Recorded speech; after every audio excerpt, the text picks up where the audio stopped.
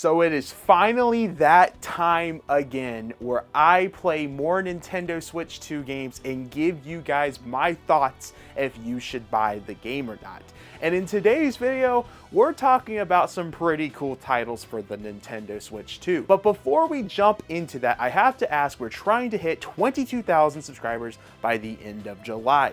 If you guys have not subscribed yet, I would greatly appreciate it, as we've been doing Switch 2 videos almost every single day. Without further ado, let's start talking Nintendo Switch 2 games. All right, let's talk about one that has honestly been one of the craziest but funnest games on the system right now. That is Puyo Puyo Tetris 2. Now, what's interesting about this is this was a game that was already on the Nintendo Switch 1.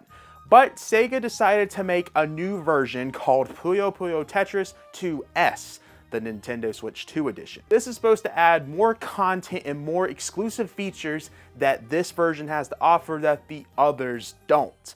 And one of the features that they added into this was features that was with the Nintendo Switch 2 camera.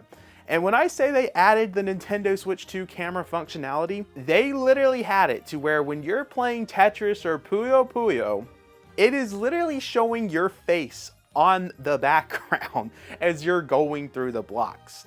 And the funny thing about this is you can actually turn the camera on to show you that as you're in online mode. So if both players have a camera, you can see each other, which is kind of scary, I guess, after thinking about it. But at the same time, could be very funny.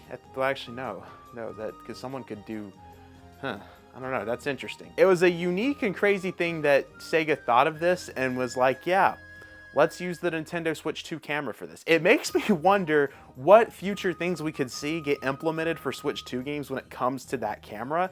If I'm to be honest, I feel like this is the best game out there when it comes to utilizing the Switch 2 camera, because I don't think any of us would have thought that the camera could have been used for that. And it tells us what future games could be doing. I don't know. I love what Sega did with this. In terms of the game itself is pretty fun. I had the opportunity to stream it, which was a very interesting stream, as, you know, I feel like I'm all right at the game, but I definitely have found some players in there that was absolutely destroying me in the game.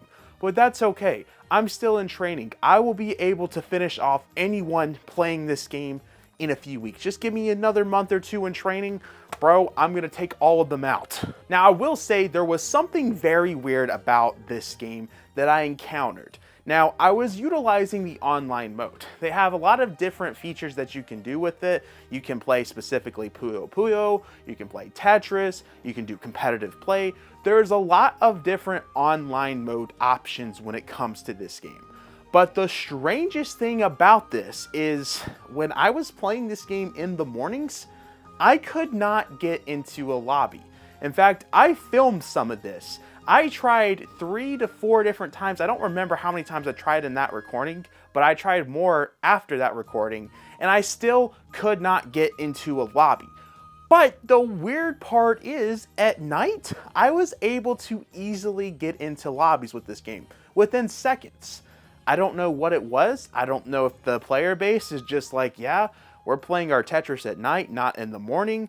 I don't know. It was very, very weird.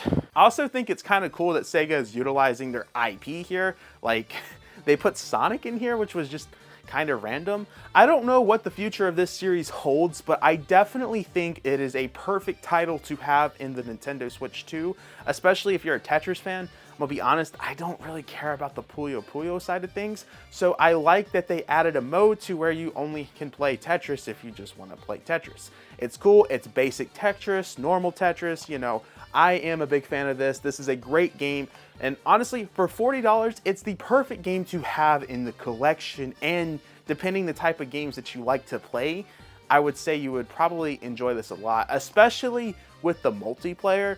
I think it might be pretty cool to have friends over utilizing that camera, having local multiplayer go with this game. I think that the money was definitely worth paying for this game, and I think it's something you should definitely pick up. The next one is one that kind of surprised me as well, and that is Bravely Default. Now, I've only played Bravely Default 2 before going into this game. And I'm gonna be honest, Bravely Default 2, I don't know. it never really gravitated towards me. I put a few hours into it and I'm just like, I don't care about these characters or the story that's going on. I thought the battle system was cool, but I just didn't care what was going on with the game. And I knew that this series was heavily beloved because I remember how many people talked about how great the first game was. So I knew something was wrong here. And so when they finally announced Bravely Default to come out finally as a remaster, I was like, okay, it's time that I give this game another try. And I'm glad I did because I have greatly been enjoying Bravely Default. Right away, the story locks me in and I'm curious as to what is going on with these characters. I love the way that they introduce these characters, the way that they tell you about the story within the first few minutes and how you're just locked in. I greatly enjoyed that. I love when games do that, and it still has that mystery of you wanting to play through the game to figure out what is going on. I also thought it was very interesting to see the amount of detail that Square went into this remaster, as I thought this looked absolutely stunning. Seeing the visuals of this game on the Switch 2 was really nice, and I love the level of detail that they put into the remaster, as I wasn't sure what type of detail we were going to be getting with this, as it's actually a $40 game. I was surprised when the game got announced at the Nintendo Switch 2 presentation that it was only going to be $40. I was like, wow, figured Square would have wanted to attempt at least $60 for this, especially considering that this is a highly requested title. I remember Bravely Default being one of the most requested things from Square, I feel like, for the last few years. I feel like more people wanted this to come out on modern day consoles rather than a Bravely Default 2, if I'm to be honest with you, at least from the comments that I was seeing. Another thing that I love about Bravely Default is its battle system. I think the way that you can use the system of Default and Brave, I think, is very unique, very different, and allows different gameplay options that you can go with this game, especially with the different roles as well. I also love the fact that they have kind of like a mini little online support for this game. It really has you connect with the community of people that bought this game. I loved that concept of it. And I liked how it wasn't too aggressively being used to where you didn't have to use it if you did not want to use it. I think Square did a really good job with this remaster. I thought that the visuals coming from the 3DS to Switch was done well. I feel like the cutscenes was also surprisingly done pretty well. I was surprised the amount of detail that everything got put into this with the $40 remaster. As we've seen Square do some poor remasters before, I thought this was just going to be a simple, take the files, put it on the Switch, boom, $40. I didn't think they were going to put effort into it, but they actually put a lot of level and detail into this remaster. I'm curious to see what the future of this series could hold, considering that this was a launch title. A lot of people have been talking about this game, and this game has always been praised, and I'm glad to finally give it the chance. I remember as a kid when it came out on the Nintendo 3DS, but it was just something I wasn't interested in getting, so I just passed it on. And then when Bravely Default 2 came out, I was like, okay, people talk so great about the first game, this should be amazing. And I see the vision people see within Bravely Default. This is definitely one that I highly recommend you pick up. Again, something that I want to emphasize, it's a $40 game. The level of detail that they put into this, the amount of content that is within Bravely Default, this could have easily been a $60 game, and I'm surprised Square did not throw that at players. I heavily recommend you pick up this one as it's a phenomenal game. Next up on the list is another Sega game. That is Yakuza Zero. Now, we've been starting to see the Yakuza games come to the Nintendo Switch slowly but surely. And this was here at the Nintendo Switch 2 presentation. And when it got announced as a launch day title, I was super pumped, as Yakuza is a series that I have been wanting to play for a very long time. And I've been told that the one that should be started first is Zero. And so when I saw it was Zero, I knew I had to have it. And immediately I put the game in, and I want to emphasize that this honestly isn't that big of a deal when I'm about to hype up. But I just think it's crazy that this is not like a normalized thing for all platforms, essentially.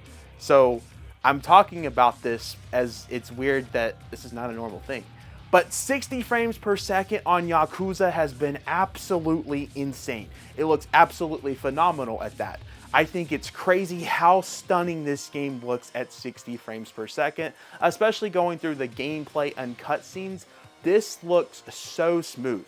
I feel like this is the smoothest 60 frames per second that I have ever seen in my entire life. Granted, I know this is a PlayStation 3 game and I should not be hyping it up like I am right now, but it's crazy because I feel like even on all other consoles, we're not seeing this type of frame rate. It's just not something that's been normalized, and that's something that needs to be fixed.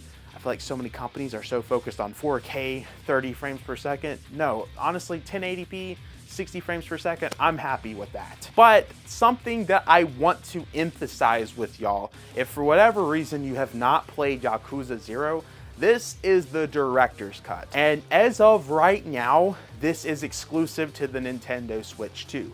I'm expecting the director's cut to start coming to other platforms at some point within the next few months, or I don't know if there's some sort of deal with Nintendo where they get to have this for 1 year, but there's exclusive modes to this game. And another thing that's done differently with the director's cut compared to the other versions is they add full-on English voice acting to the whole game. You'll see actors like David Hayter be a part of Yakuza Zero, and the game is fully voice acted. I believe from my understanding, the other versions of the game has subtitles, so this is the first time that you can play these games with English voice acting. It also has exclusive modes to where I'm not 100% sure what exactly it is, because it told me that I should not play this mode until after the game. It looks like it might be some sort of party mode. I don't know, but it's an exclusive feature that's within the Switch 2 version, and the only reason why it's not been played is I don't want to get spoiled for the story as I'm still playing through this game. And on top of that, it adds additional story content to this game. And this is why I want to put a pin in what we're talking about here. Because from my understanding, Coleman might have said something right here. I've been a fan of Yakuza for years, and while the series has grown stale and predictable for me recently, Zero has always been one of my favorites. I can't exactly tell you why what they added sucks, because it's a spoiler. It's one that didn't exist in the original and should not exist here. And I could go on for days about why RGG, the developers of Yakuza, have been on a rapid decline, but ultimately, this director's cut version of Zero as a product emphasizes why the series has become what it's become.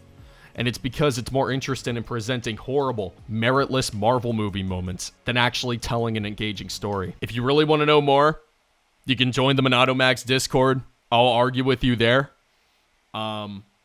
Link in the description. Make sure to get the original while you still can on PS4 or Steam or whatever other platform you can get the original on. That isn't the director's cut. I have a feeling when they port this version to other platforms, they're going to revoke the original version. They're going to remove the original version off of storefronts. I mean, the best part is, guys, you can get this on the PS4 for 20 bucks, and for all you physical nuts out there, it's all on disc. So I feel it's important for you guys to know that a lot of Yakuza fans are not liking this version. And I feel like a lot of people want to know why that is. And I think because of what they did to the story, from my understanding, is why people are not happy with this game. And listen, as of right now, I'm loving what's being played, but I didn't play these other Yakuza games, so I'm sure the diehard Yakuza fans are not happy with what's going on. But I feel like it's important for you guys to know before spending your money that you realize what's going on with the game. Because hearing it from someone like me on what I'm enjoying with this, I don't feel like it's as important to someone like Coleman, who's played the entire series and knows why this is not a good version. I still am enjoying it, and I think I am gonna always enjoy this version since this is the first one that I've played. But I'm sure, like we said before, if I had played through the original, probably wouldn't have been happy. I'm sure Coleman explained to why this is not the version to play. I also gotta say that the combat in Yakuza, oh my goodness. Coleman's always hyped this up to me, but I see why.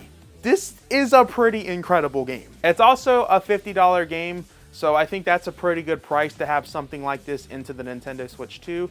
Depending what type of games you already own for the system, you might not have a good story mode game with at least third parties. If for whatever reason you don't like Cyberpunk, I feel like Yakuza is the perfect game to have after Yakuza.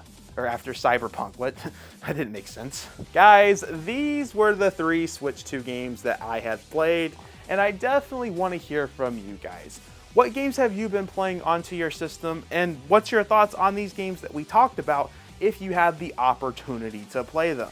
I definitely also want to hear from the Yakuza fans, how they feel about the director's cut and what it's doing.